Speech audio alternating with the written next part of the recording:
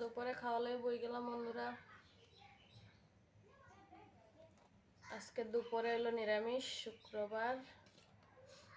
এখানে আছে দেখো বুগুল আর আলু দিয়া ভাজা, তারপরে মিষ্টি লাউ বড়া, আর আছে এখানে সোয়াবিন, আলু দিয়া সোয়াবিন তরকারি, আর এখানে আছে ফুলকপি আলু দিয়া পনির তরকারি।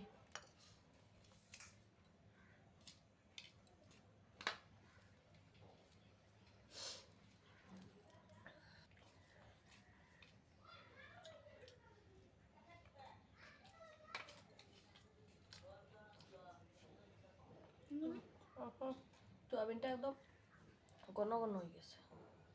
তুমি একটু খাবে? আমি একটু খাবো।